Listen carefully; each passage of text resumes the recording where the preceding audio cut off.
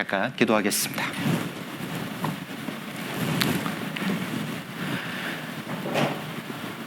항상 우리를 사랑하시는 고마우신 우리 아버지 하나님, 참으로 감사를 드립니다. 수많은 허물 가운데서 저희를 값없이 구원해 주시고 주님 몸된 교회 가운데서 은혜를 따라서 하루하루를 살아갈 수 있도록 크신 은총 참으로 베풀어 주신 것 감사합니다. 또한 우리를 통해서 더 많은 곳에 복음이 전해지기를 원하시는 그 하나님의 뜻을 따라서 우리에게 날마다 때마다 도우시는 주님의 도움 가운데 도움을 입고 복음 전할 수 있는 담대한 삶을 살아갈 수 있도록 모든 여건 베풀어 주시는 것 감사를 드립니다. 먼저 이 지역의 복음의 씨앗으로서 우리를 떨어뜨려 주시고 더욱 성장하는 가운데 주님의 은혜를 갚는 가운데 그 모든 것이 협력해서 오늘을 맞이했던 것처럼 이외의 모든 삶 또한 모든 것이 협력해서 우리를 통해서 선을 이루실 줄을 저희가 확실히 알고 그 나머지 삶도 온전한 주님의 은혜 가운데만 맡깁니다. 항상 같이 하는 가운데 우리를 통해서 더 많은 사람들에게 복음의 문이 열릴 수 있도록 도와주시길 원합니다. 그 일을 위해서 수고하고 있는 모든 손길들 하나님이 특별히 기억하시고 그 일을 위해서 우리가 더욱 하나가 되고 그 일을 위해서 더욱 같은 마음으로 서로를 위해서 기도하고 도울 수 있는 각 지체들이 될 수 있도록 이끌어 주시길 원합니다. 계속해서 정읍교회 가지고 있는 많은 일정들 그 가운데 온전한 주님의 이끄심 가운데 우리 모두가 각 곳에서 쓰임받을 수 있는 귀한 그리스도인의 삶을 살아갈 수 있도록 그 일에 결코 부족함이 없도록 주님 도와주시길 원합니다. 오늘 주일 불러 모아서 교제할 수 있는 귀한 시간 허락하셨으니 우리 가운데 같이 하시는 성령의 도움으로 말미암아서 오늘 또한 각자에게 합당한 대로 교훈해 주시고 나머지 삶 주의 뜻 가운데 살아갈 수 있는 저희들 될 수 있도록 도와주시길 원합니다. 시작하는 시간입니다. 마치는 시간까지 온전한 주의 도움이 우리 모두에게 동일한 은혜 가운데 같이 하기를 원하면서 언제를 사랑하시는 예수님 이름으로 감사하며 기도드렸습니다. 아멘. 예, 같이 성경 골로새서 1장입니다. 골로새서 1장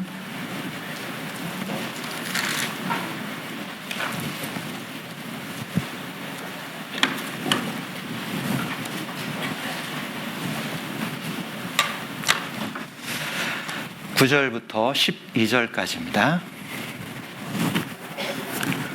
신약성경 324쪽입니다.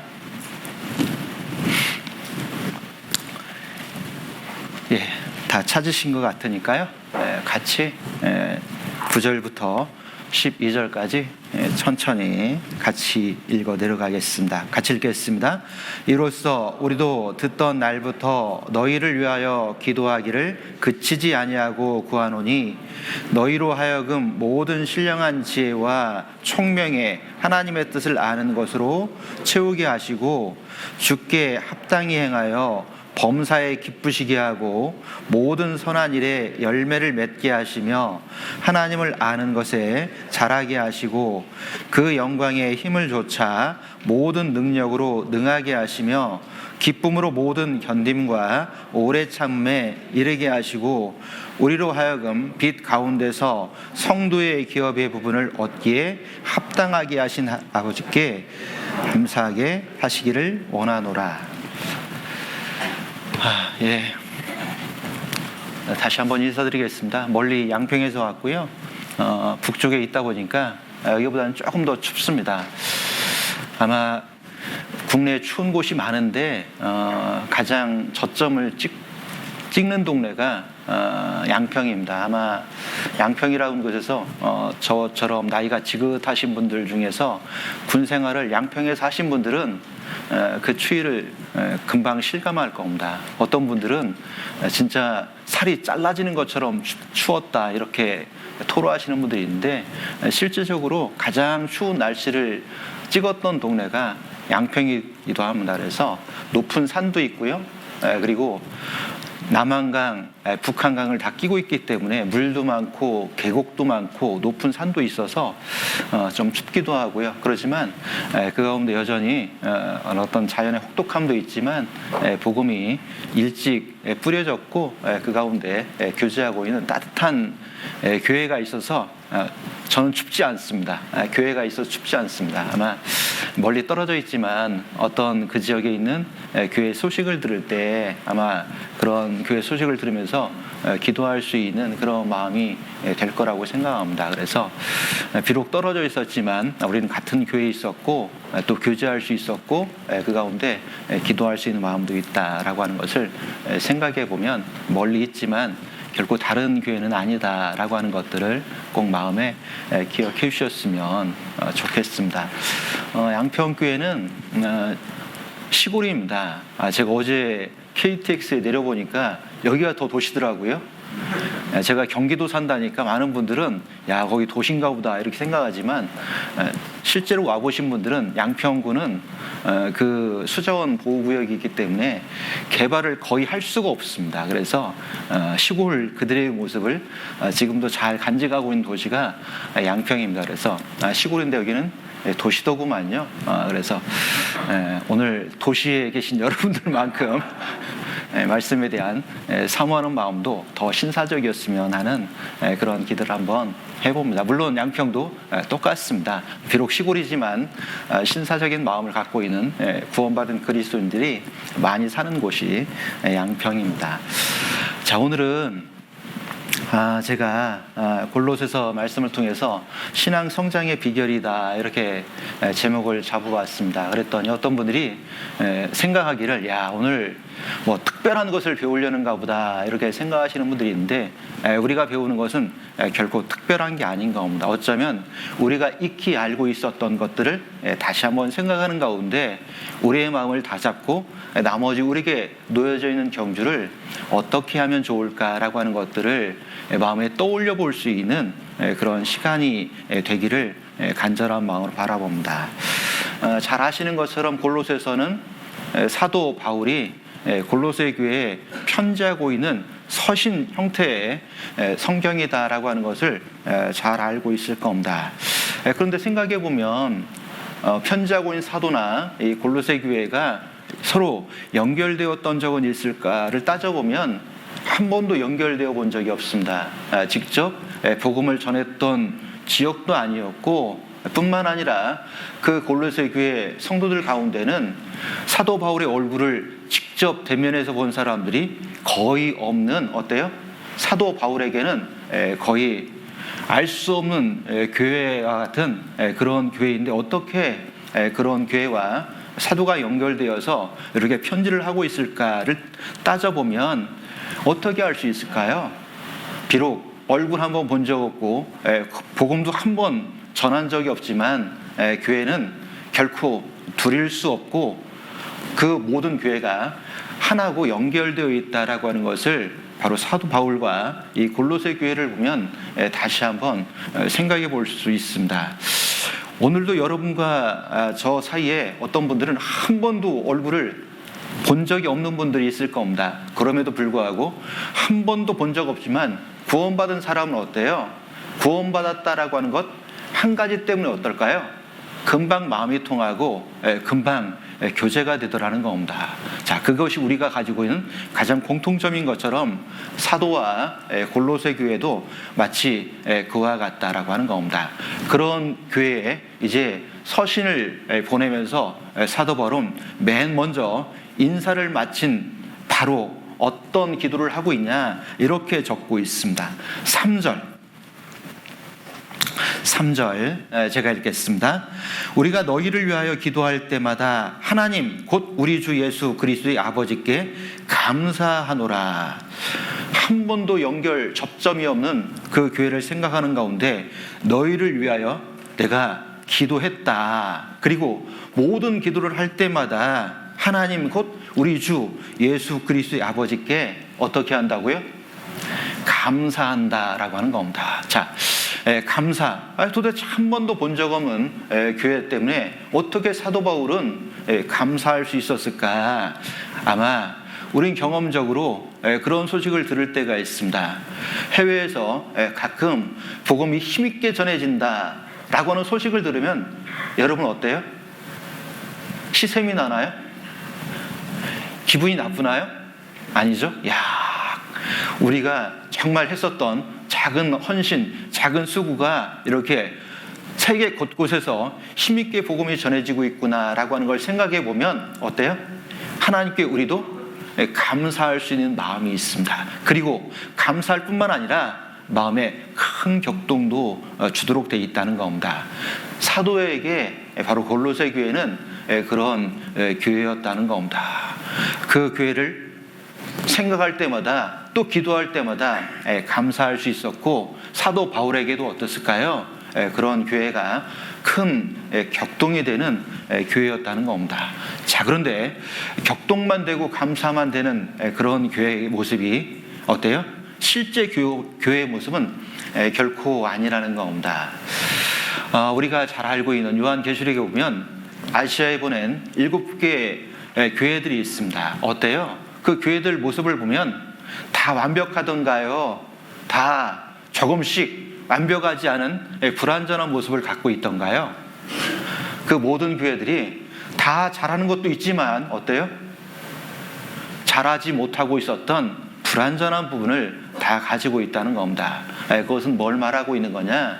모든 교회는 여전히 완벽한 교회의 모습으로 존재하지 않는다는 겁니다. 어려움이 있고 또 그 가운데 문제가 있고 아직 고쳐야 될 여러 가지 문제점들을 안고 있는 것이 어쩌면 실제 교회의 모습이라고 하는 겁니다. 바로 사도에게 편지를 받고 있었던 많은 교회들도 그랬고요. 그리고 사도에게 편지를 받고 있었던 여러 아시아에 있는 교회들도 똑같았고, 또 우리 시대도 어때요? 많은 교회들이 나름대로의 조금의 어려움들은 다 가지고 있다는 겁니다. 자, 그런데 감사할 수 있던 그런 교회에 도대체 무엇 때문에 사도 바울은 감사할 수 있었을까? 그리고 그 감사의 내용들을 어떻게 사도는 전해 들을 수 있었을까? 그것은 교회가 결코 둘이 아닐 뿐만 아니라 연결시켜 주었었던 가장 중요한 존재들이 존재하고 있었다는 겁니다. 자, 이 사도 바울에게 골로새 교회의 소식을 전해준 사람이 누굽니까? 그 뒤에 보면 7절에 보면 에바브라라고 하는 것을 알 수 있습니다.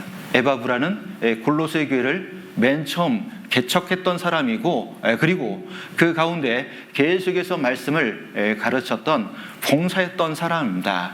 그리고 현재는 바로 감옥에 갇혀 있었던 사도 바울 가까이에서 사도 바울을 수종하고 있는 겁니다. 자, 한때는 그가 골로새 교회를 개척했고 또 골로새 교회 말씀을 전했습니다. 어떤 이유에서인지 몰라도 사도 바울을 따라서 지금 연금 상태에 놓여 있었던 사도 가까이에서 사도를 수종하고 있습니다. 구원받은 그리스도인들은 시간이 되고 교회만 되면 뭘 할까요? 교제했을 겁니다. 무슨 교제를 했을까요? 골로새 교회에 관한 소식들, 그곳에 있었던 많은 것들을 사도와 함께 교제했을 겁니다. 그때 들었던 것을 기억하는 가운데 내가 기도할 때마다 너희를 생각하면서 내가 감사한다. 도대체 무엇을 감사할 수 있었을까? 그 이유를 여기 이렇게 말하고 있습니다. 4절입니다. 4절 같이 읽겠습니다. 이는 그리스도 예수 안에서 너희의 믿음과 모든 성도에 대한 사랑을 들음이요. 이는 그리스도 예수 안에서 너희의 믿음과. 사도 바울이 몇 아시아 지역에 다니면서 복음을 전했습니다. 그런데 복음 전해졌던 씨앗이 떨어져서 지금 어디까지 들어간 겁니까? 이 골로새 교회까지 그 복음의 씨앗이 떨어졌고 그 가운데 많은 믿는 자들이 생겨났다라고 하는 소식을 들을 때 어떨까요? 우리는 그때 기쁘죠. 우리는 그때 감사할 수 있죠. 그래서 하나님께 감사했던 겁니다. 뿐만 아니라 또 어떻습니까? 그렇게 복음이 전해졌던 그 교회가 어떻게 살고 있습니까? 예수님께서 직접 명령하신 너희는 서로 사랑하라, 새 계명을 주노니 서로 사랑하라 라고 말씀하셨는데 어때요? 그들은 서로 사랑하는 가운데 어때요? 복음을 전하고 있다라고 하는 소식을 들을 때 사도 바울은 어땠을까요? 더 기뻤을 겁니다.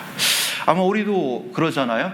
어떤 교회 소식을 들을 때 참 그 교회 식구들은 진짜 어려움 많지만 하나인 것처럼 서로 뜨겁게 사랑하더라.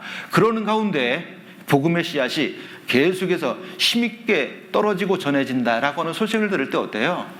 아마 그런 교회를 생각할 때마다 또한 감사가 되고 우리도 그런 교회가 됐으면 하는 큰 격동을 받는 것이 아마 우리가 동일하다라고 생각합니다.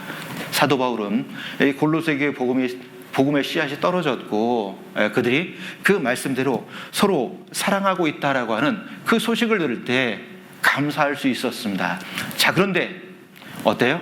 그런 교회 가운데 또한 어려움도 있다라고 하는 소식을 들을 때는 어떻을까요? 여러분, 다른 교회에 어려움이 있다라고 소식을 들으면 여러분은 어떻게 합니까?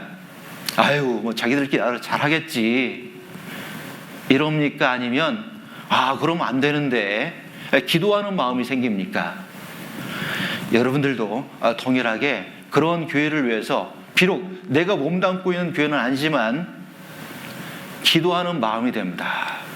과거에 우리 교회 가운데 어떤 교회가 정말 건축을 하고 엄청 어려움을 겪었습니다.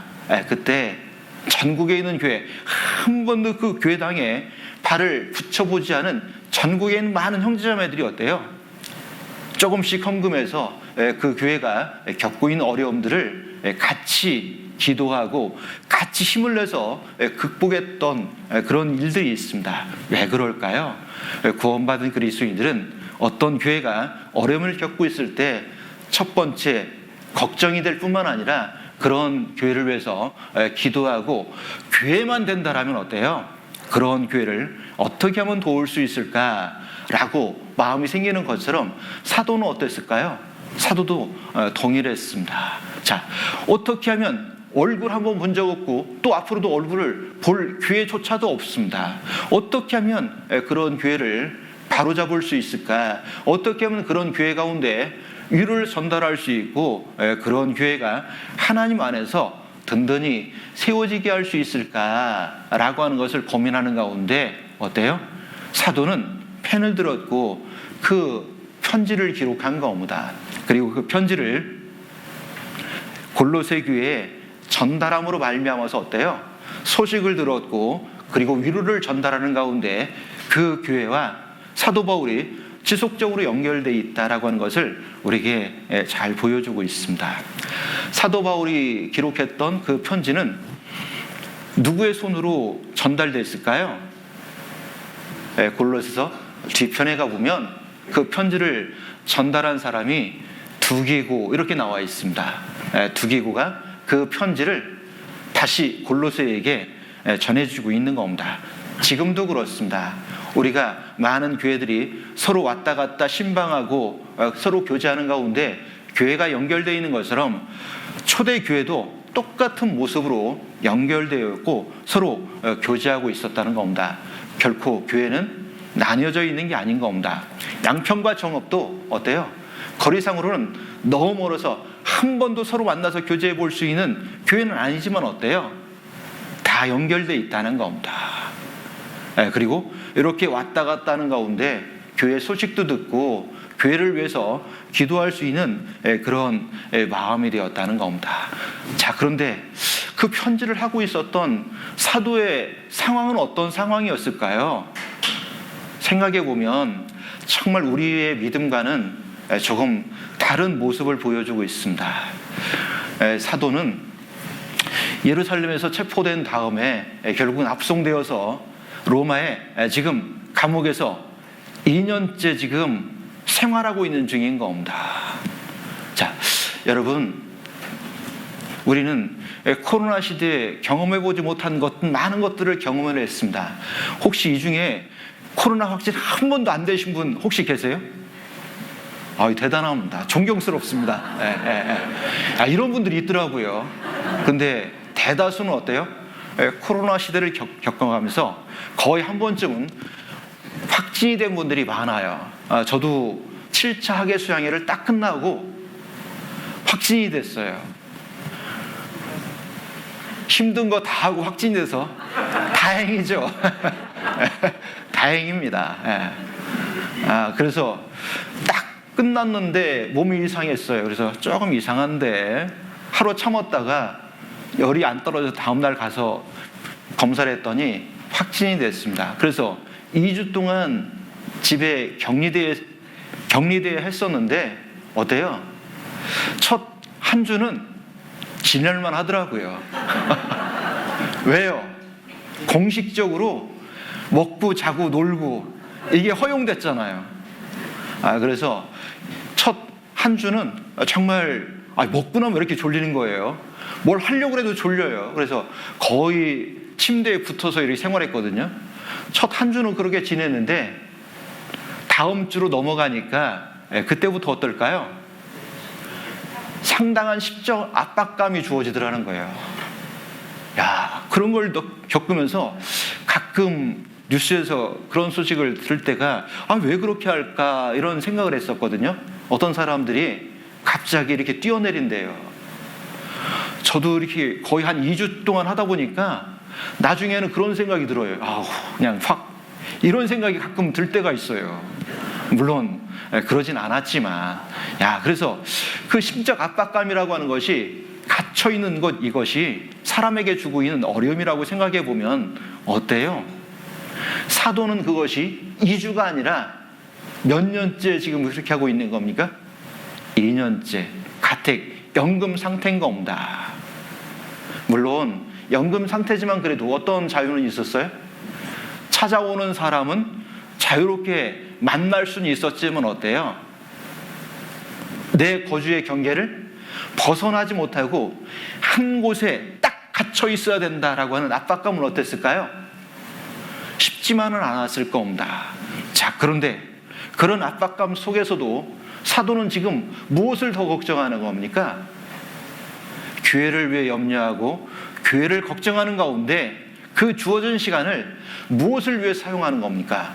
교회를 바로 세우고 교회에게 큰 위로를 전달하고 그리고 그 잘못된 일을 바로잡는 일에 자신의 시간을 충분히 사용하고 있는 것을 보면 사도와 우리의 차이는 이만큼 벌어져 있구나라고 하는 것들을 다시 한번 생각해 보게 됩니다. 그런 어려움 가운데 있었지만 사도는 연결되어 있었던 한 교회, 결코 접촉점이 없었던 그 교회를 위해서도 최선을 다하고 있는 모습을 우리는 찾아볼 수 있습니다. 사도는 그 옥에 갇혀 있는 상태로 골로새에만 편지한 게 아니었습니다. 옥중 서신이 몇 개죠? 아마 이상현 목사님 말씀하셨을 것 같은데 4개의 성경입니다. 에베소, 빌립보, 골로새, 또 하나는요 빌레몬. 그래서 이 4개의 성경을 그 2년 옥중 속에서 기록하고 있는 겁니다. 또 어떤 서신들은 또 다른 곳에서 기록된 것도 있습니다. 생각해 보세요. 그러니까 그 2년이라는 시간을 어때요? 결코 허투루 보내지 않았다는 겁니다. 찾아오는 사람, 많은 사람을 만나기도 하고 복음을 전하기도 하고 또 교회 소식을 듣기도 하고 그런 사람을 교제해 주기도 하고 또 어때요? 그것도 모자라서 비는 시간을 이용해서 그런 교회를 생각하는 가운데 가장 최고의 편지를 썼다는 겁니다. 그게 에베소, 빌립보, 골로새 그리고 빌레몬서입니다. 에베소서는 우리가 아는 것처럼 교회에 관한 가장 중요한 서신입니다. 엄청난 내용이 들어있는 겁니다. 그리고요 골로새서는 또 어때요? 그리스도에 대한 정확한 지식을 가장 일목요연하게 잘 정리해주고 있는 성경입니다. 그 중요한 서신들이 바로 옥중에 있었던 그 압박감을 느끼는 과정에서 기록하고 있었다라고 하는 것을 한 가지만 생각해 봐도 어때요? 사도는 우리와 조금은 다르다라고 하는 것을 알 수 있습니다. 자, 왜 기록하고 있을까? 기록에 목적이 있습니다. 더 감사는 이 교회가 어때요? 계속해서 성장해 나가고 성장해 나가는 가운데 더 성숙한 신앙이 되고 그래서 더 완전한 모습의 교회를 갖추길 원하는 것이 사도의 마음이었습니다. 그런 교회를 위해서 우리가 알아야 될 가장 중요한 게 있다라면 그게 뭡니까? 그리스도를 정확하게 알고 정확하게 한다라면 정확하게 생활하고 정확하게 생활한다라면 그런 그리스도인들을 통해서 볼 수 있는 것이 무엇일까라고 하는 것을 바로 골로새서에 잘 담고 있습니다. 자, 그래서 오늘은 바로 이 골로새 교회를 위해서 기도하고 있었던 사도의 기도 속에서 어떻게 하면 우리의 신앙도 계속해서 성장하는 가운데 더 성숙해지고 성숙해지는 가운데 또한 더 원숙한 신앙인의 모습을 갖추고 살아갈 수 있을까라고 하는 것들을 같이 한번 생각해 보려고 합니다. 성장한다라고 하는 것은 말 그대로 자라가는 걸 말합니다. 어때요? 씨앗이 뿌려지고 이제 나무가 자라기 시작했습니다. 나무는 어때요? 심자마자 열매를 맺는 게 아니잖아요. 적어도 열매를 맺으려면 어떻게 될까요? 일정한 시간 자라갈 필요가 있습니다. 우리 신앙도 어때요? 자라가는 게 필요하다는 겁니다. 그게 성장입니다. 그런데 성장의 의미는 어디에 있는 겁니까? 그냥 키만 크려고 하는 게 목적이 아니죠. 성장해서 이제 성숙한 과정에 이르는 겁니다. 성숙하다는 건 뭐예요? 이제 나무가 성장하면 어느 시기가 되면 꽃이 핍니다. 그리고 꽃이 피고 열매를 맺어서 어떻게 될까요?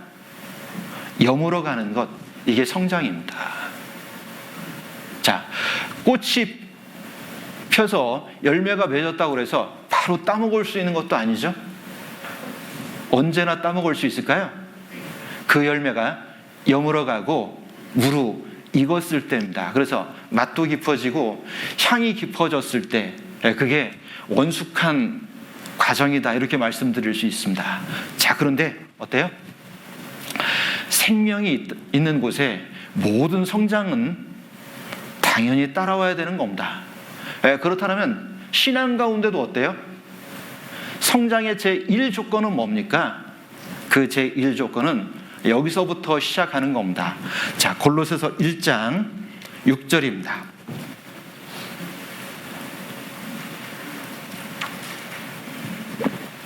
1장 6절 같이 읽습니다. 이 복음이 이미 너희에게 이름에 너희가 듣고 참으로 하나님의 은혜를 깨달은 날부터 너희 중에서와 같이 또한 온 천하에서도 열매를 맺어 자라는 도다.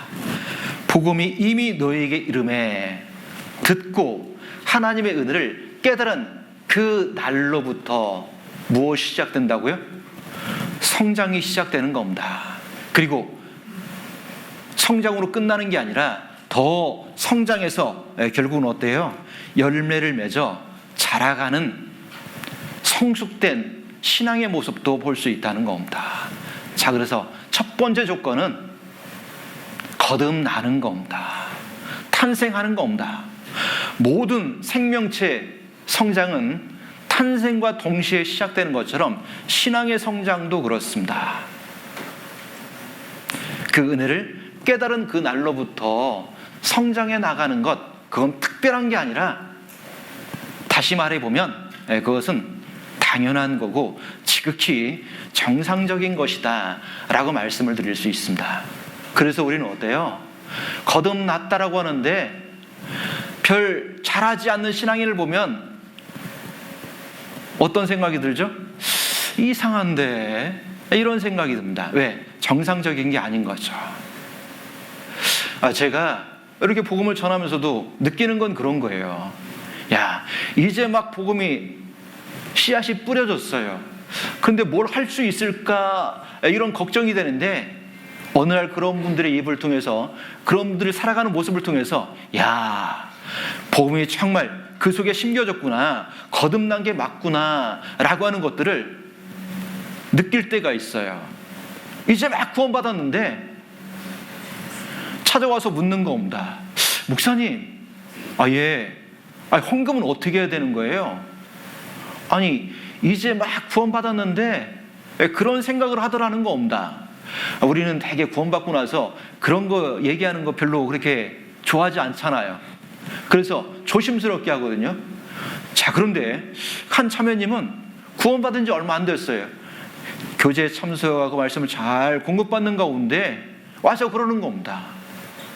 그러면서 말하기를, 왜 자기한테는 이런 걸 누구도 안 가르쳐 주냐고. 왜 안 가르쳐 줬겠어요? 염려되니까 안 가르쳐 줬겠죠.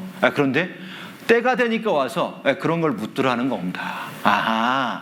이게 성장이라고 하는 것이 정말 거듭나면 자연스럽게 나타나는 현상이구나라고 하는 것들을 우리는 금방 알 수 있습니다. 아마 우리에게도, 우리 자신에게도 그런 모습을 우리는 보게 됐을 겁니다. 자, 그래서 오늘은 성장하는 가운데 어떻게 더 성숙할 수 있는지, 그리고 그 끝 어떻게 되면 더 원숙한 신앙의 모습을 가질 수 있는지 한번 생각해 보려고 합니다. 성장한다라고 하는 것은 어때요? 아직 아이의 상태에 있는 거죠.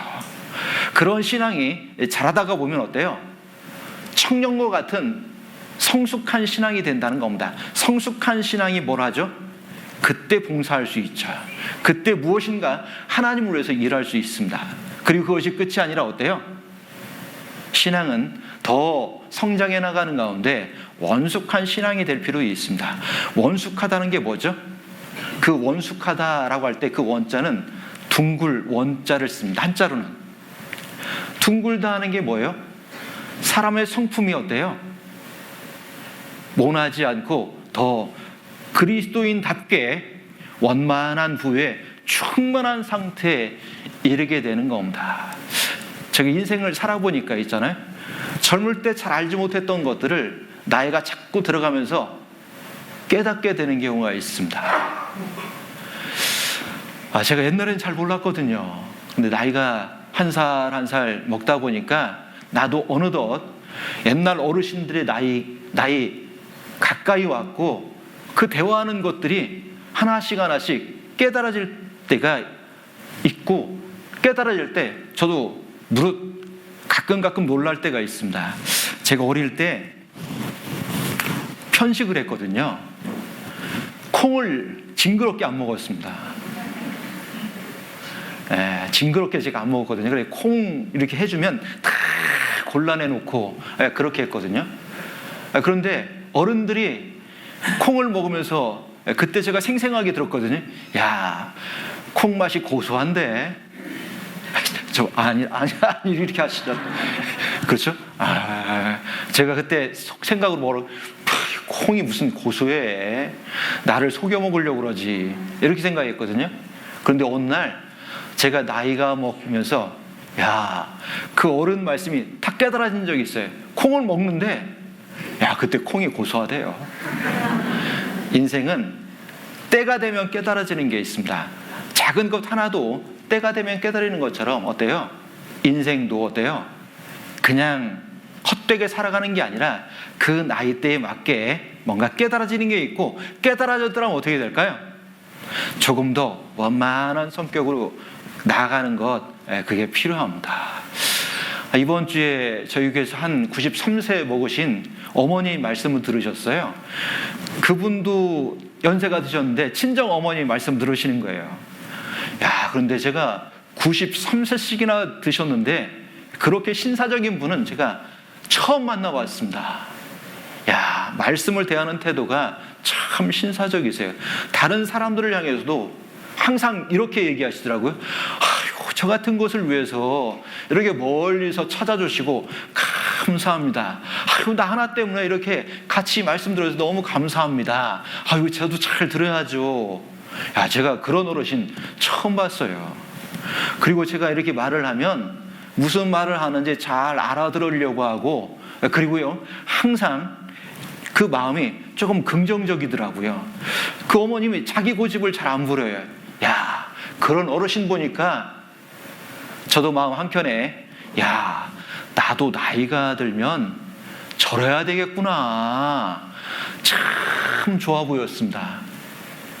정읍교회는 다 그러시죠? 야, 그런 어른들을 볼 때 어때요? 야, 그게 정말 나이가 먹은 티겠구나, 이렇게 생각을 해요. 자기 고집이 아니라. 그게 어쩌면 원숙한 모습이다 라고 말씀드릴 수 있습니다. 자, 그래서 탄생하면 자연스럽게 성장이 진행되는 것이 너무나 마땅한데, 종종 그렇지 못한 분들을 우리가 발견할 때가 있습니다. 도대체 어떤 걸까요? 이것을 어떻게 해석해야 될까요? 조금 더딘 걸까요? 그러면 오죽이나 좋겠습니까? 자, 그런데 우리가 경계를 해야 될 게 있습니다. 뭘 경계해야 되냐? 마태복음 7장 16절에 그렇게 기록되어 있잖아요. 그들의 열매로 어떻게 한다고요?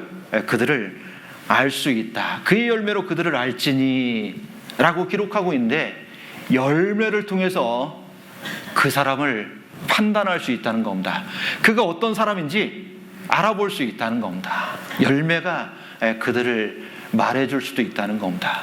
그것이 그저 단순히 더딘 것이 아니라 그보다 더 심각한 이런 문제가 될 수 있습니다.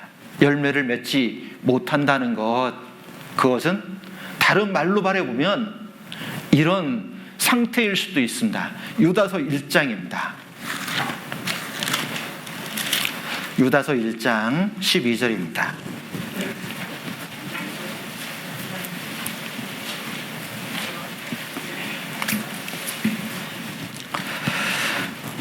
(12절)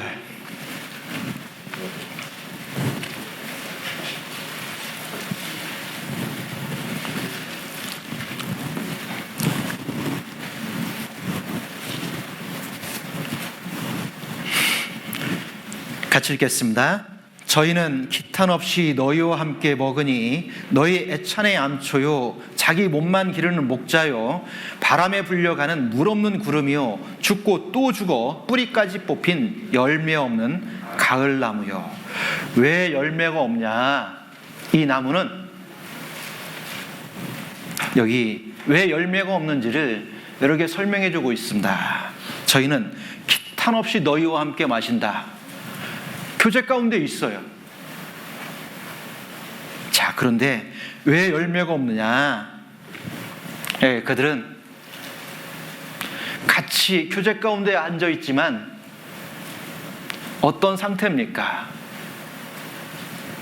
애찬의 암초다 이렇게 되어 있는데, 초대교회는 모일 때마다 떡을 뗐습니다. 성찬을 했습니다. 그리고 성찬이 끝난 다음에 어땠을까요? 서로 음식을 나눠 먹는 애찬의 시간이 있었습니다. 요즘 말로 말하면 점심 식사하면서 교제하는 겁니다. 그러니까 애찬이라고 하는 것은 우리식으로 따져본다면 성도의 교제를 말하는 겁니다. 우리 속에 속하면서 때로는 교제 가운데도 같이 합니다. 그런데 그런 분들은 항상 어떻게 존재합니까? 암초와 같아요. 암초가 어떤 것인지 아시죠? 다른 사람들의 신앙을 어때요? 파손시키는 겁니다. 상처를 주는 겁니다. 저는 이런 분들을 교회 가운데서 이렇게 표현합니다. 항상 분위기 메이커. 이런 분들이 분위기 메이커입니다. 우리가 어떤 삶을 살아야 되는지 알려줄 수 있는 분위기 메이커인데, 왜 그런 역할들을 하냐? 그들은 죽고 또 죽어 뿌리까지 뽑힌 열매 없는 나무라는 겁니다. 자, 왜 성장이 없고 오히려 같이 하는 가운데 다른 분들을 넘어지게 하고 상처를 주냐? 성격이라고 그렇게 판단할 게 아니라 때로는 어때요? 중요한 게 있습니다. 그 속에 생명이 없을 수 있다는 겁니다. 그들은 어떻게 살아갑니까? 자기 몸만 기르는 목자. 목자는 무엇을 위해서 존재하는 겁니까? 양떼를 위해서 존재하는데 이 목자가 양떼는 돌보지 않고 자기 몸만 위해요. 사자가 오는데 자기 몸만 안전한 곳으로 피해요. 자, 무엇을 말하는 겁니까? 구원받고 나면 자연스럽게 우리는 어떤 마음이 들죠? 나 중심이 아니라 이기적이 되는 게 아니라 다른 사람들을 더 생각합니다. 그래서 항상 교제 가운데서 우리는 어떤 간증을 들을 때가 많죠? 제가 잘못했습니다. 제가 문제입니다. 이런 간증을 종종 들을 때가 있습니다. 그게 정상적인 거예요. 그런데 그렇게 말하는 분들은 따지고 보면 별로 문제를 일으키는 분들이 아니에요. 작은 문제가 있어도 나 때문에 이런 일이 벌어졌구나. 내가 잘해야지. 나 하나만 잘하면 되지. 이런 마음을 갖다라는 겁니다. 자, 이런 분들은 지극히 정상적으로 잘 성장하고 있는 사람들인 경우가 많죠. 그런데 자기만 생각하는 사람들이 있습니다. 자기 중심으로만 생각하는 사람들이 있습니다. 자, 그런 사람들은 왜 그러냐? 더 중요한 것, 생명이 그 속에 없을 수도 있다는 겁니다. 그리고 왜 그런 삶이 지속되냐? 바람에 굴려가는 물 없는 구름과 같다는 겁니다. 먹구름이 가득 끼어 있으면 곧 뭐가 쏟아질까요? 비가 쏟아지겠죠. 그런데 먹구름만 끼어 있는 겁니다. 그리고 거쳐버리는 겁니다. 마치 그런 거죠. 아무 의미 없이 지나가는 사람들. 그런데 이 물이라고 하는 건 어떤 의미입니까? 말씀을 듣지만 내려앉질 않습니다. 말씀 속에 같이 하고 있지만 그 말씀대로 따르지 않습니다. 자, 왜 그런 현상이 지속되냐? 중요한 건 뭐예요? 생명이 그 속에 없기 때문에 그런 일이 일어날 수 있다라고 하는 것을 잘 말해주고 있는 겁니다. 자, 그래서 성장이 없는 것, 그것을 그저 단순히 더딘 것이다 라고 치부하지 말고 어때요? 내가 믿음에 있는지 그 믿음을 시험해보고 확신하는 것이 필요하고, 또 그렇지 못한 분들을 바라볼 때 우리는 어떻게 하는 게 좋을까요? 그분을 바로 세우기 위해서 첫 번째는 기도해주고 두 번째는 어떻게 할까요? 그런 분들을 바른 곳으로 이끌 수 있도록 그 사랑을 베풀어주는 것이 우리가 해야 될 가장 중요한 일일 겁니다. 자, 성숙해 간다라고 하는 건 어떤 걸까요? 부모의 마음을 보면 금방 알 수 있습니다.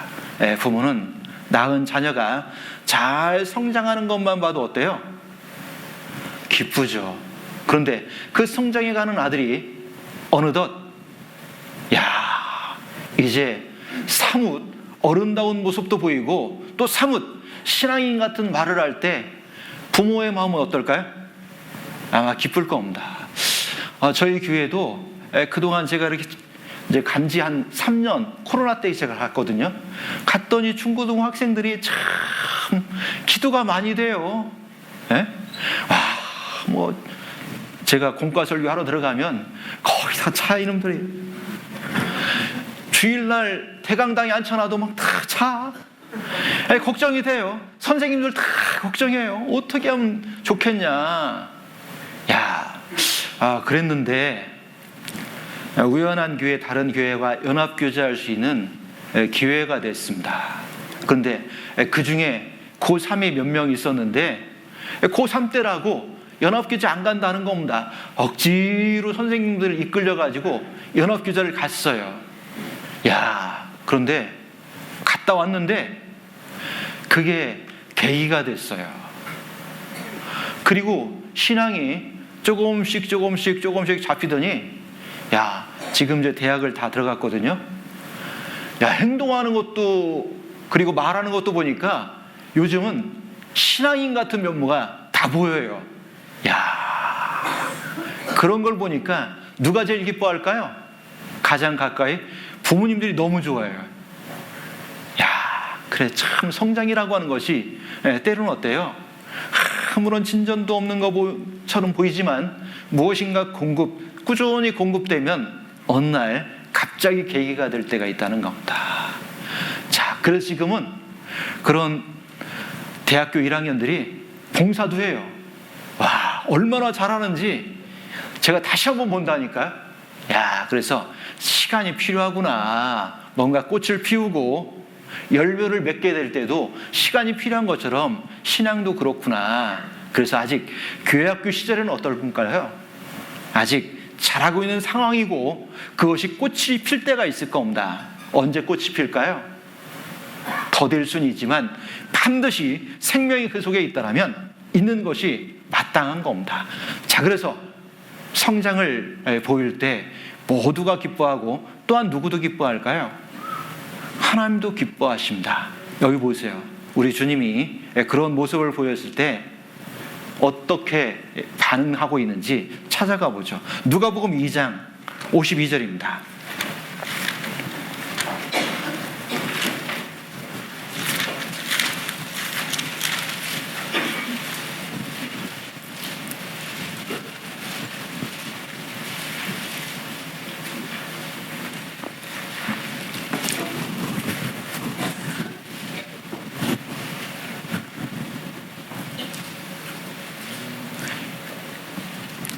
이 장 52절 같이 읽겠습니다. 예수는 그 지혜와 그 키가 자라가며 하나님과 사람에게 더 사랑스러워 가시더라. 예수는 그 지혜와 그 키가 자라가며 누가복음만 유일하게 예수님의 유년 시절을 담고 있습니다. 자, 그런데 아직 어린 시기에 놓여져 있었지만 예수님은 어때요? 성장했다는 겁니다.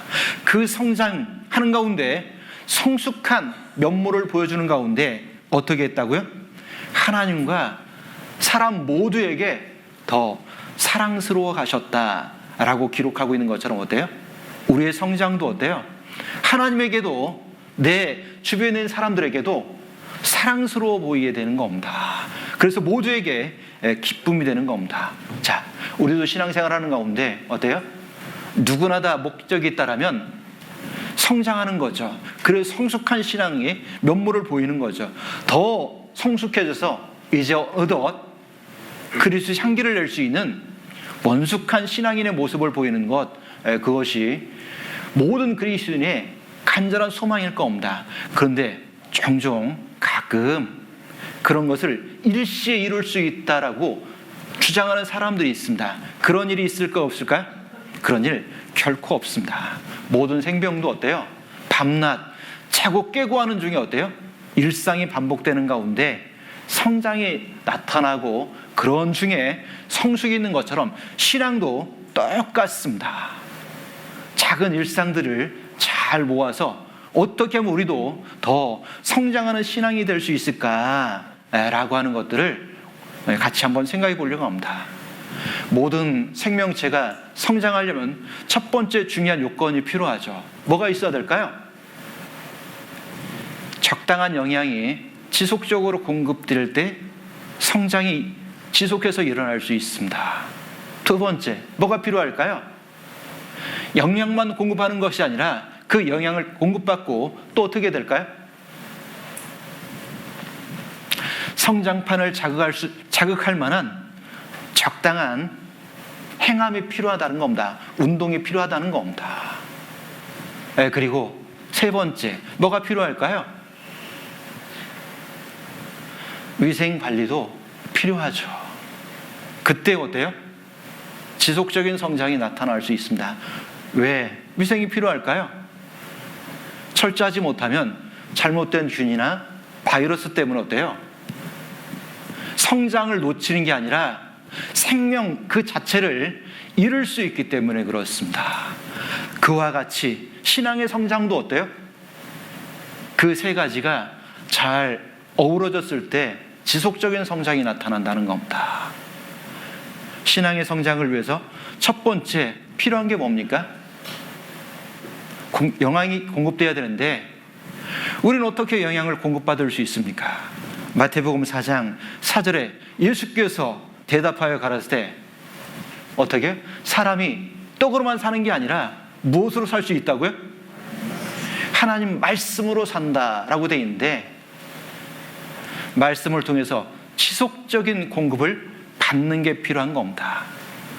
믿음은 들음에서 나니까 듣는 게 필요하죠. 제일 중요한 과정인 겁니다. 누구에게 듣는가? 이거 중요합니다. 어떻게 듣는가? 이거 중요합니다.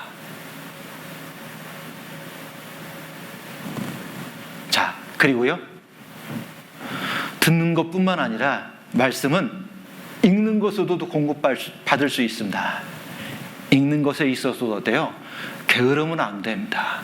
그런 일상들이 반복이 되는 가운데 신앙의 성장도 일어난다는 겁니다. 그리고 그 말씀을 어디에 사용해야 될까요? 교만케 하는 지식으로만 채우는 게 아니라 그게 어디에 나타나야 되는 겁니까? 신앙의 성장판을 자극할 만한 신앙의 행함 가운데 나타나야 된다는 겁니다. 야고보 사도는 행함이 얼마나 중요한지를, 행함이 없는 것은 마치 죽은 것과 같고 그 행함이 없는 그 믿음은 우리에게 아무런 유익이 없다. 유익이 없다는 건 뭐예요? 성장하는 믿음에 어때요? 아무런 도움이 되지도 않는다는 겁니다. 남만 판단하죠. 그리고 교만케만 만들어주죠. 그것이 결국은 어떻게 될까요? 자신의 성장판을 자극하지 못하니까 자신을 죽이는 데 사용한다는 겁니다.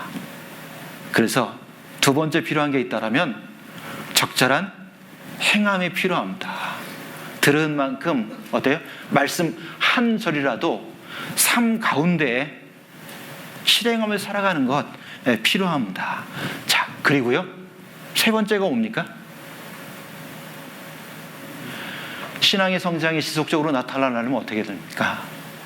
세상과도 죄와도 적절한 거리를 유지하고 살아야 됩니다. 요즘 코로나 시대에 사회적 이격거리 이렇게 말하잖아요. 그렇습니다. 세상과 죄와는 사회적인 적절한 거리를 유지하고 살아야 되는 겁니다. 그리고 신앙 안에서 우리 하나님과 교제 가운데서는 어때요? 정말 누구보다 가까운 관계가 될 때 어때요? 신앙은 지속적으로 성장할 수 있는 길이 될 겁니다. 자, 바로 사도 바울은 골로새 교회가 성장을 원하는 가운데 두 가지의 기도를 해주고 있는데, 그 기도를 통해서 어떻게 되는 것이 더 성숙해지는 것인지, 어떻게 하는 것이 더 원숙한 신앙인지 같이 한번 먼저 생각해 보겠습니다. 첫 번째, 성숙한 신앙을 위해서 중요한 게 있습니다. 골로새서 1장 9절입니다.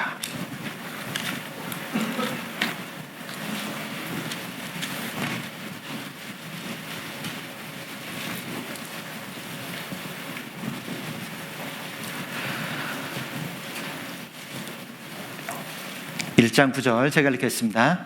이로써 우리도 듣던 날부터 너희를 위하여 기도하기를 그치지 아니하고 구하노니 너희로 하여금 모든 신령한 지혜와 총명에 하나님의 뜻을 아는 것으로 채우게 하시고, 하나님 뜻을 아는 것을 채우는 겁니다. 그 가운데 더 성숙한 신앙인의 모습을 가질 수 있다는 겁니다. 채워진다라고 말하고 있는데, 다른 말로 말해보면 충만해진다 라고 말할 수 있습니다. 무엇으로 충만해져야 됩니까? 그리스도인은 모든 신령한 지혜와 총명에 무엇으로 채워야 된다고요?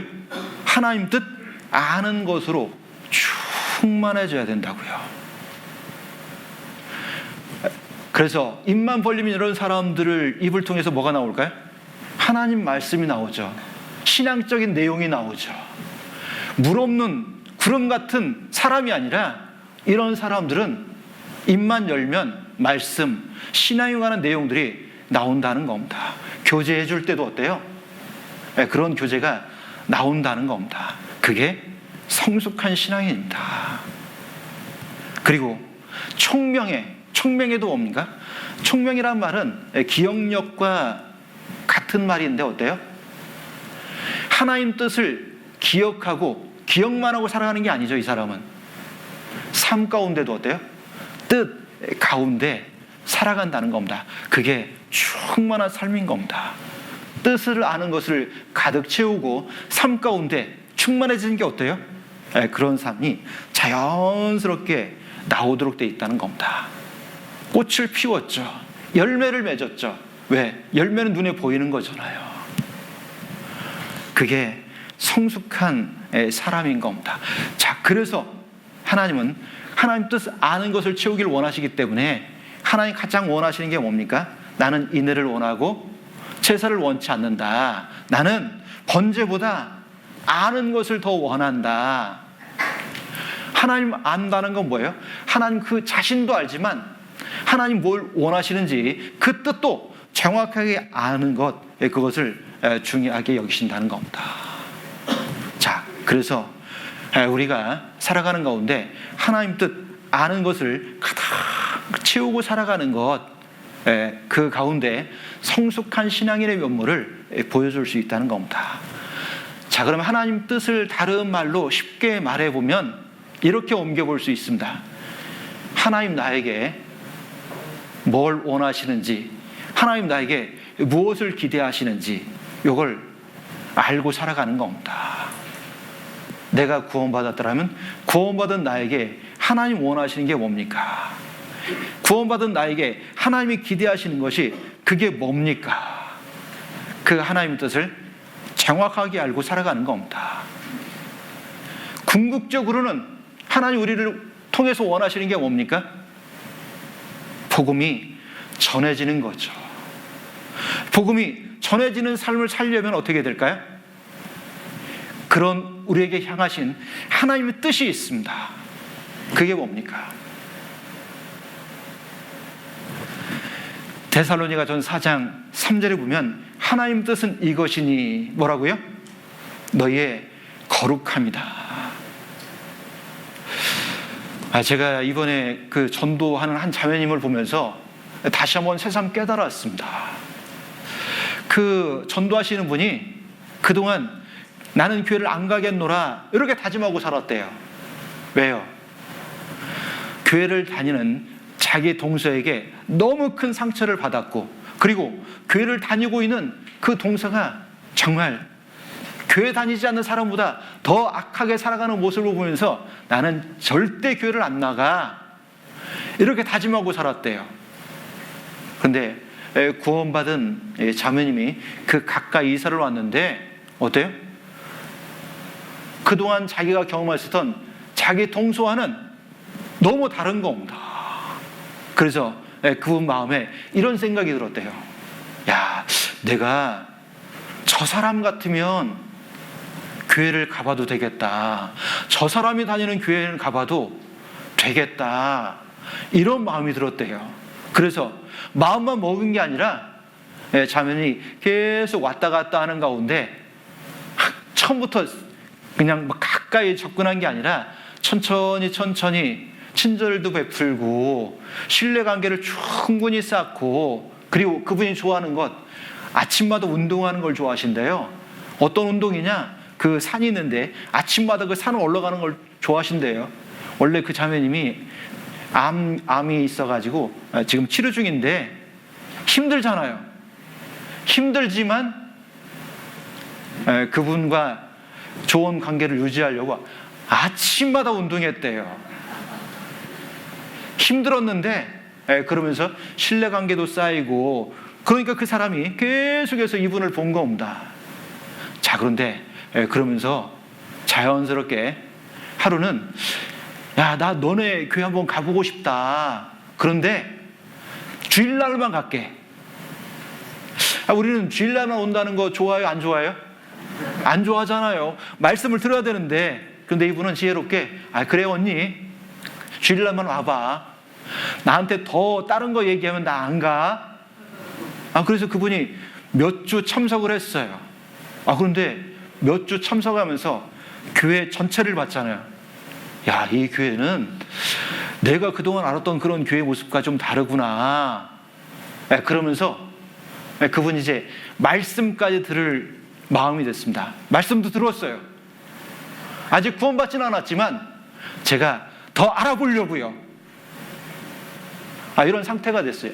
제가 그거 보면서 구원받은 우리가 정말 살아갈 때 어떻게? 거듭나지 못한 거짓 종교인들과는 구별된 모습, 세상 사람들과는 어때요? 확연히 구별된 모습, 빛된 선한 행실 가운데 살 필요가 있겠구나 라고 하는 것을 새삼 느꼈습니다. 그래서 우리가 어떤 사람을 만나든지 어떤 곳에 세워져 있든지 어때요? 내가 그리스도인이라는 걸 밝히진 않았지만 우리의 말과 우리 행동으로 다른 사람들과는 조금 다르구나 라고 하는 정도를 사람들에게 알릴 수 있어야 될 겁니다. 그게 바로 뭡니까? 그게 구별된 삶입니다. 그게 하나님 뜻입니다. 왜요? 복음이 전해지는 게 하나님 뜻이잖아요. 그게 어때요? 성숙한 겁니다. 그래서 이 성숙한 사람은 자연스럽게 어떤 과정에 놓이게 될까요? 원숙한 신앙인의 모습을 갖게 됩니다. 제가 직장을 10년 2개월 다녔습니다. 퇴직하기 전 한 팀에서 근무했는데 제가 이제 대리로 퇴사를 했거든요. 제 위에 있었던 몇 과장님들이 같은 팀이지만 과장님들 있었거든요. 항상 저한테 이제 술 안 마신다고 맨날 뭐라고 했던 과장이 있었거든요. 그런데 하루는 그분이 저한테 술을 먹어서 그런 얘기를 했는지 본심인지 모르겠지만 저한테 그런 자기 마음을 토로하더라고요. 야, 나도 너 같았으면 좋겠다, 야. 그분이 저를 부를 때 항상 뭐라고 말했냐? 야, 이 목사, 이거 어떻게 해야 돼? 이렇게 했거든요. 제가 그걸 좋아한 건 아니지만 구원받은 그리스도인은 어때요? 있는 곳 어디든지 야, 다른 사람들과는 다르구나. 그냥 교회 다니는 사람하고도 다르구나. 이런 차이를 우리 삶을 통해서 나타날 때 어떨까요? 우리의 복음이 힘있게 나타날 수 있을 겁니다. 자, 그게 원숙한 신앙인 겁니다. 그래서 원숙한 신앙인을 통해서 나타나는 게 있죠. 고린도 후서 2장입니다.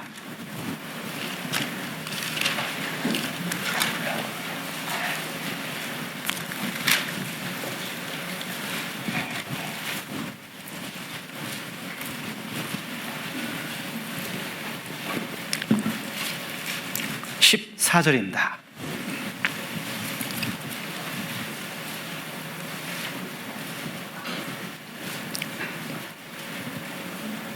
제가 읽겠습니다. 항상 우리를 그리스도 안에서 이기게 하시고 우리로 말미암아 각 처에서 그리스도를 아는 냄새를 나타내시는 하나님께 감사하노라. 첫 번째,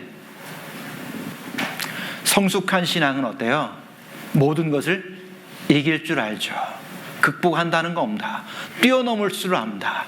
하나님 의지하고 그 모든 어렵담을 뛰어넘는 신앙이 됩니다. 그래서 어떻게 됩니까? 원숙해져서 어떻게 됩니까? 모든 각처에서 그리스도를 아는 냄새를 나타나게 한다는 겁니다. 자, 그 냄새가, 그 향기가 어디서 나타날까요? 15절 같이 읽겠습니다. 우리는 구원 얻는 자들에게나 망하는 자들에게나 하나님 앞에서 그리스도의 향기니, 구원 얻는 자들에게나 망하는 자들에게나, 믿는 자 속에서도 믿지 않는 사람들 속에서도 뭘 나타낸다고요? 그리스도인으로서 무르익어서 어때요? 맛과 향이 더 깊어진 겁니다. 그래서 가만히 있어도 어때요? 그리스도인 같은 향이 나타나는 사람들이 있습니다. 어때요? 같은 그리스도인이지만 어때요? 어떤 분을 보면 참 존경스러운 분이 있죠. 별로 없나 봐요. 있겠죠. 야, 그러면서 그런 분을 보면 참 마음이 어때요? 야, 나도 저랬으면 좋겠다. 저도 얼마 되지 않은 신앙 연수 가운데 이곳저곳 돌아다니면서 어떤 경우는 정말 집사님 같은 분을 만날 때가 있습니다. 야, 그런 분을 만날 때 참 마음이 기뻐요. 야, 나도 저런 모습을 가져야 되겠다. 그런 분들은 어디 있든 교회에서든 교회 밖에서든 향기가 나타나는 겁니다. 그를 통해서 그리스도를 믿는다라면, 예수를 믿는다라면 저렇게 하는 거구나 라고는 그 향기가 나타난다는 겁니다. 자, 그래서 사도 바울은 두 번째, 골로새 교회를 위해서 기도하면서 주께 합당히 행해서 범사에 하나님을 기쁘시게 하는 자 되기를 위해서 기도해 주고 있습니다. 그게 원숙한 신앙인의 길인 겁니다. 모든 일을 주께 합당히 행하는 것. 합당히 행하는 게 뭐죠? 그것에 바르게 행하는 겁니다. 아는 만큼 행하고 보이는 만큼, 그리고 행동하는 것. 그것이 어때요? 원숙한 신앙이죠. 사람은 어때요? 올바로 아는 만큼 올바르게 행동할 수 있습니다. 하나님의 무엇을 기대하시는지 기대를 분명히 알면 그렇게 살아갈 수 있습니다. 그래서 선한 열매도 맺을 수 있습니다. 너무나 당연한 거죠. 그런데 합당히 행할 줄 몰라요. 말씀드렸죠? 어쩌면 죽은 신앙일 수도 있다라고 하는 것 우리가 경계해야 됩니다. 자, 그런데 왜 골로새 교회 믿음과 서로 사랑하는 일에 감사했었던 사도 바울이 골로새를 위해서 기도하는데 더 합당히 행하여 주를 기쁘시게 했으면 좋겠다, 모든 범사에, 이렇게 기록하고 있을까요? 이유가 있었습니다. 그 교회가 감사할 거리도 가지고 있었지만 가장 중요한 어려움들을 겪고 있었기 때문에 그것을 바로 잡고 더 원숙한 신앙이 되기를 바랬던 겁니다. 어떤 모습이 있었을까요? 사도가 편지를 할 즈음 그 교회에 복음도 전해졌지만 잘못된 가르침도 교회에 들어와서 교회가 혼란한 상태였습니다. 어떤 잘못된 가르침이 들어왔을까요? 초대교회 그 시대에 어떤 가르침이 있었냐? 영지주의, 잘못된 가르침이 있었습니다. 요즘 말로 말하면 잘못된 이단이 들어온 겁니다. 영지주의, 신비한 지식, 성장하는데 특별한 이런 게 따로 있다. 어때요? 그런 거 들으면 구원받은 그리스도인들 가끔 혹하잖아요. 왜 혹합니까?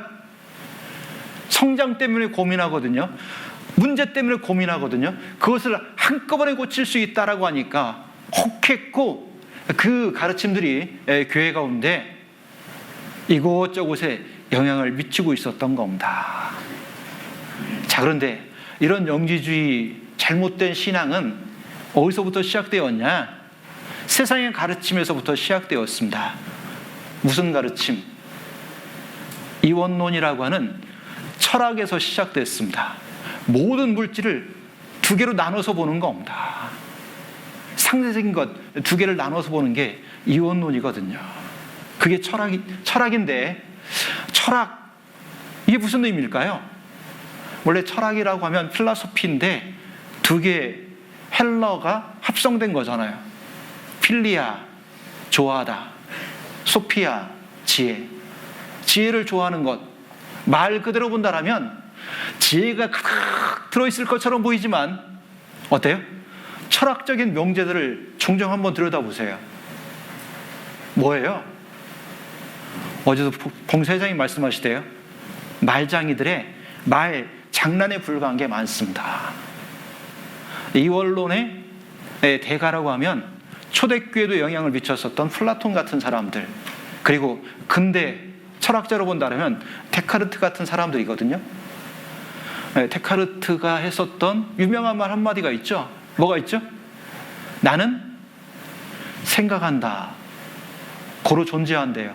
그러면 생각 안 하면 존재 안 하는 거예요? 이게 그럴듯한 말인 것처럼 보이지만 때로는 말장난인 것이 너무 많아요. 원래 철학이라는 게 그래요. 이게 헛된 속임수거든요. 성경에서는. 자, 그런 가르침들이 교회 가운데 들어오는 겁니다. 자, 들어오면서 어떻게 발전했냐? 육은 더럽고 영은 선하다, 거룩하다, 이렇게 가르치는 겁니다. 이걸 분리해서 가르치는 겁니다. 분리해서 가르치니까 어떤 현상이 일어납니까? 야, 어떻게 선하신 하나님이 영으로 이 더러운 육체 가운데 거할 수 있냐? 성육신하신 예수님을 부정하는 겁니다. 신앙적으로도 그렇고 그것이 생활 가운데는 어떻게 작용합니까? 이 육은 어때요? 더러운 거니까 극단적인 금욕주의에 빠집니다. 그래서 어때요? 구원받을 수 있다고 가르치는 겁니다. 또 이것을 좀 지나치면 또 어떤 쪽으로 빠져요? 방종해서 완전한 타락주의로 빠지는 겁니다. 그게 교회도 들어온 겁니다. 우리 교회 역사 가운데도 그런 움직임들이 많이 있었습니다. 야, 죄를 한 번에 없애낼 수 있다. 그래서 많은 사람 대거로 나갔습니다. 또 어떤 사람들 어때요? 과거 잘못된 신앙이들 어때요? 조금 방종까지는 아니지만 어때요? 죄에 대해서 무감각했습니다. 옳은 모습은 아닙니다. 그래서 그런 모습들이 가득 들어있었기 때문에 어때요? 이걸 바로 잡으려면 어떻게 해요? 주께 합당히 행해야 되는데 합당히 행하는지 어떻게 할 수 있냐? 하나님을 기쁘시게 하는 겁니다. 그래서 우리는 모든 일을 행하기에 앞서서 먼저 생각해야 되겠죠.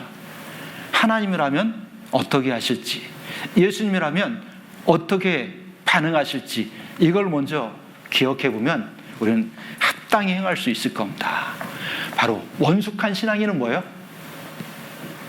모든 것을 주님이 어떻게 하면 기뻐하실지 충분히 고려하고 그런 선택을 함으로 말미암아서 어때요? 말도 행동도 모든 사람에게 그리스도를 어때요? 향기를 나타내는 그런 신앙 가운데 같이 하는 겁니다. 자, 사도는 이제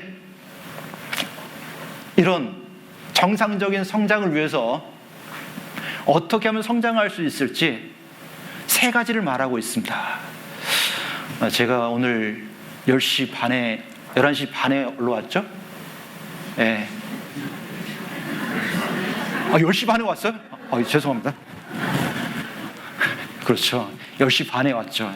제가 저 시계가 지금 몇 시에 지금 끝내야 되는지 까먹었어요. 예, 그래서 지금 물어본 겁니다. 역시 물어보기를 잘했네요. 3개 그러니까 아직도 많이 남은 줄 알죠? 바로 끝내겠습니다. 예, 걱정하지 마십시오. 간략하게 하겠습니다. 자, 3가지를 위해서 기도합니다. 첫 번째는 선한 일에 열매를 맺고 계속해서 자라가기를. 선한 것, 선한 이는 오직 한 분뿐이시죠. 하나님 한 분밖에 없습니다. 하나님의 선하심이 가장 잘 나타나는 게 뭐죠? 우리를 구원하신 것이죠. 선하신 하나님의 구원의 은혜를 우리가 받았다라면 우리 나머지 삶도 어떻게 해야 될까요? 그렇죠?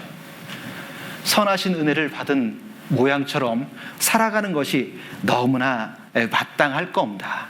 그 일에 어때요? 열매를 맺고 살아가야 된다는 겁니다. 자, 생각해 보세요. 여기서 중요한 게 있습니다.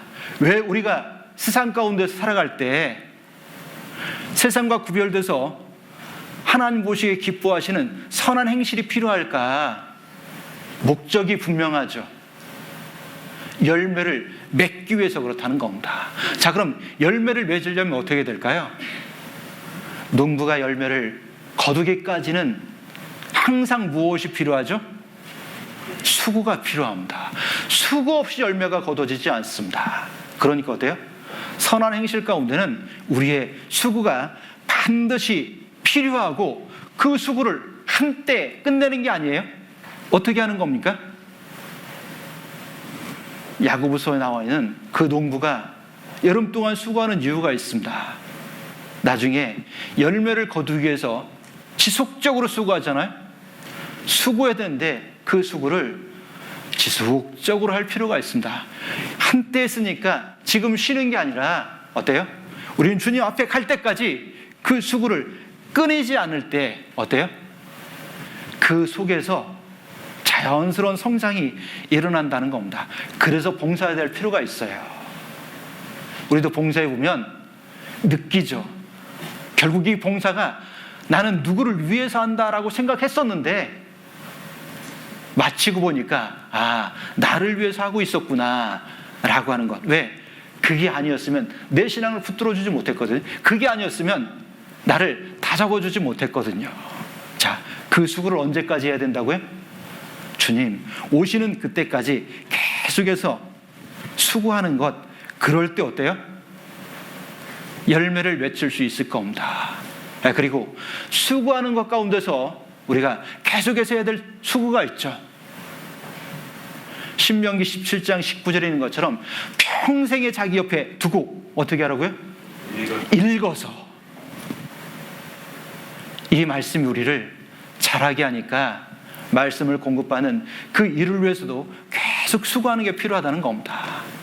뿐만 아니라 신앙의 네 바퀴를 잘 굴러가게 만들어 가고 있는 기도하는 일에도, 그리고 교제하는 일에도, 그리고 전도하는 일에도 같은 마음으로 수고할 때 그 속에 또한 우리도 성장하는 우리의 신앙을 경험할 수 있도록 만들어준다는 겁니다. 그래서 성장을 위해선 수고가 필요하다라고 하는 것 기억 꼭 하셔야 됩니다. 자, 그리고 무엇인가 열심히 살아가려고 할 때, 경건하게 살아가려고 할 때 가장 많이 닥쳐오는 게 뭘까요? 고난과 핍박이 닥쳐온다는 겁니다. 자, 누가 나중에 성숙한 열매, 원숙한 열매를 따먹을 수 있습니까? 중요한 것은 끝까지 견뎌내는 겁니다. 자, 그래서 성장은 바로 그 속에서 이루어진다는 겁니다. 골로새서 다시 한번 1장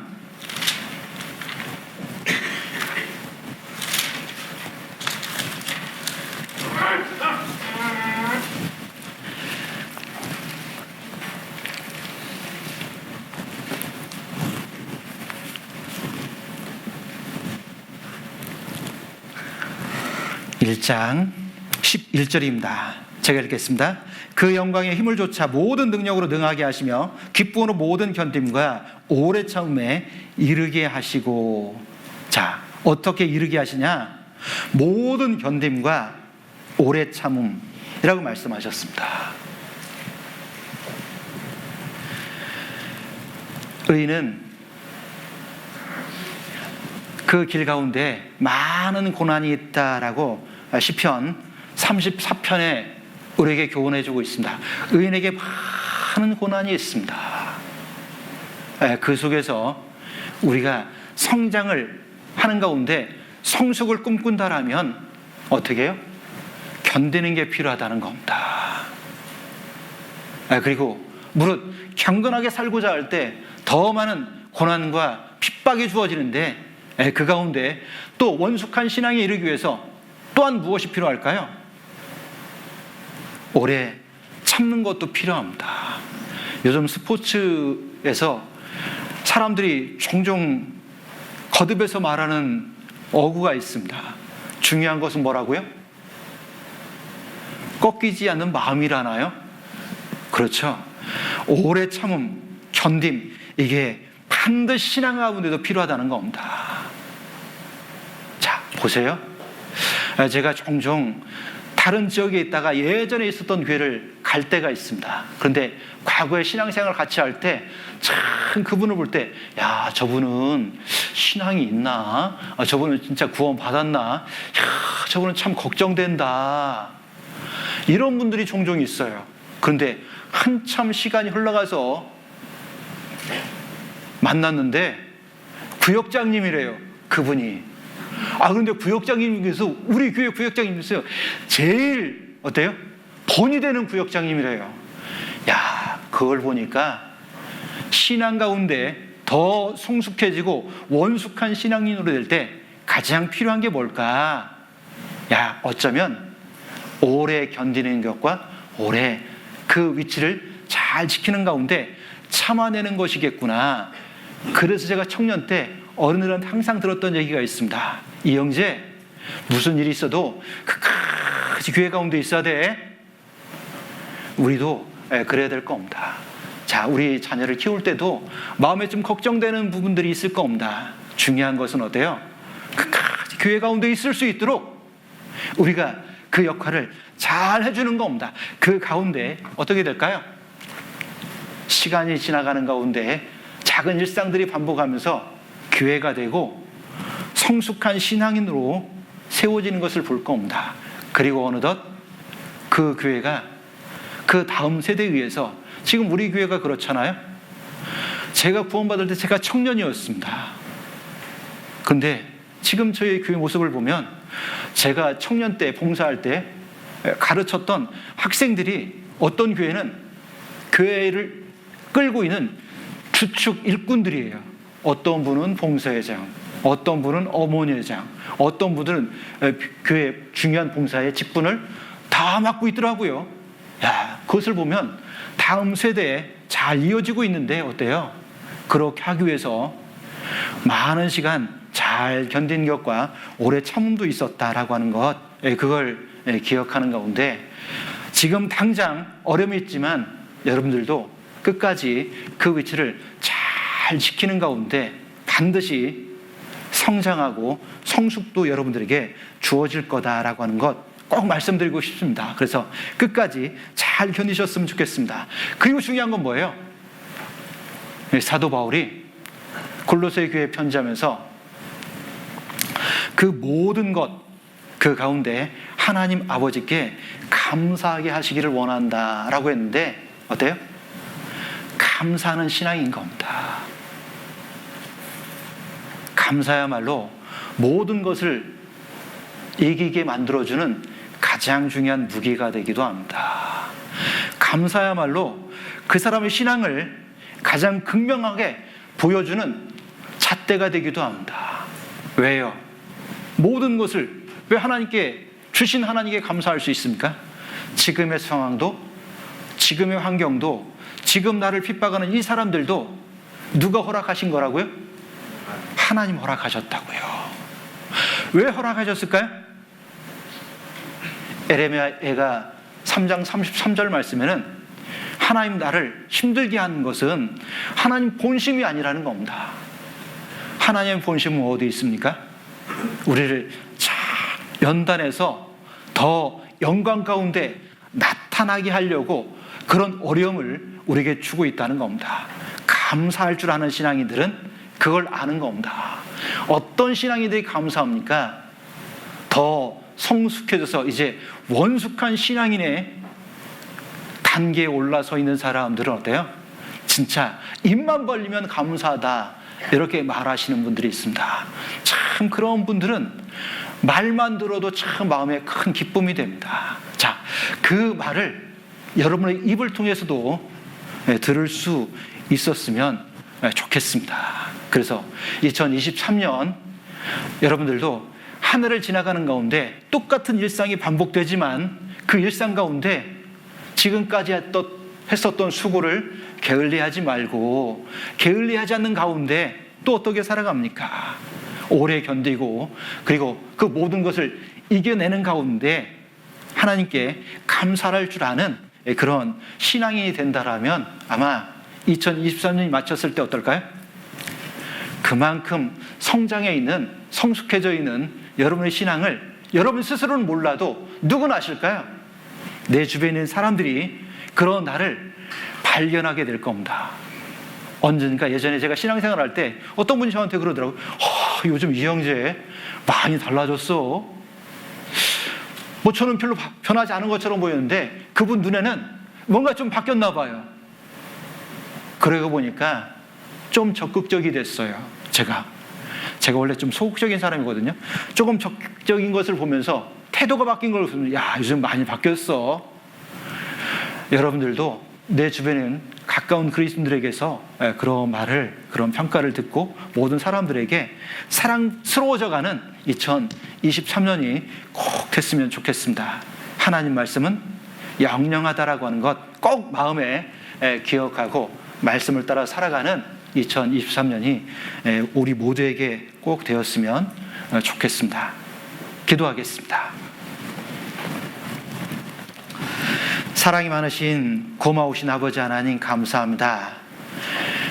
그 크신 사랑으로 우리를 구원해 주신 하나님, 그 선하신 뜻 가운데 오늘 하루도 살아갈 수 있도록 주님의 은혜 가운데 살 수 있도록 도와주시는 것 감사를 드립니다. 그런 우리를 통해서 더 많은 곳에 복음이 전해지기를 원해서 그 일에 쓰임받게 하시기 위해서 때로는 고난과 어려움들을 주시고 그 속에서도 힘있게 복음을 전하기를 원하시는 하나님, 우리가 그 주님의 뜻을 마음에 가득 채우고 나머지 모든 삶 가운데 복음과 교회를 위한 삶 가운데 살아갈 수 있는 저희들 될 수 있도록 도와주시기를 원합니다. 우리는 지혜가 없지만 지혜로우신 주님의 그 말씀을 따라서 같이 할 수 있는 귀한 성도들의 그 발걸음 속에서 나 또한 동행하는 가운데 주의 뜻을 우리 속에서 이룰 수 있는 귀한 2023년 될 수 있도록 도와주시기 원합니다. 그 일을 위해서 같이 수고하고 있는 정읍교회 모든 식구들 온전한 주님의 뜻 가운데 세워지는 귀한 시간 될 수 있도록 도와주시기 원합니다. 언제를 사랑하시는 예수님 이름 감사하며 기도드렸습니다. 아멘.